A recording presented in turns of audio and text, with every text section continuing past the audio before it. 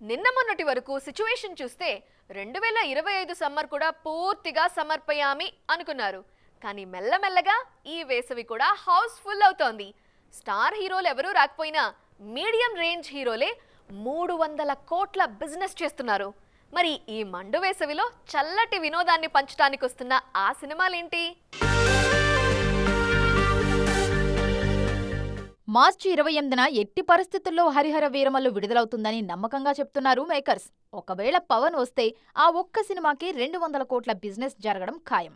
మరోవైపు అదే రోజు నితిన్ రాబిన్హుడ్, ఆ మరుసటి రోజు అంటే మార్చి 29న మ్యాడ్ స్క్వేర్ సినిమాలు రానున్నాయి. ఈ రెండు సినిమాల బిజినెస్ దాదాపు 50 కోట్లకు పైగానే జరుగుతుంది. మార్చి చివరి వారం నుంచే సమ్మర్ సినిమాల సందడి మొదలవుతుంది.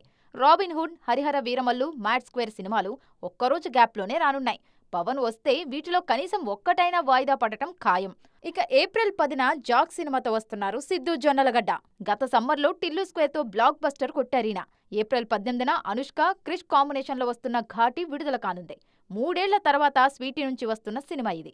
ఇక ఏప్రిల్ 25న మంచు విష్ణు కన్నప్ప విడుదల కానుంది. దీనిపై ముందు ఏ అంచనాలు లేకపోయినా ప్రభాస్, మోహన్ లాల్, అక్షయ్ కుమార్ ఉన్నారు కాబట్టి బాక్సాఫీస్ దగ్గర ప్రభావం చూపించేలా ఉంది.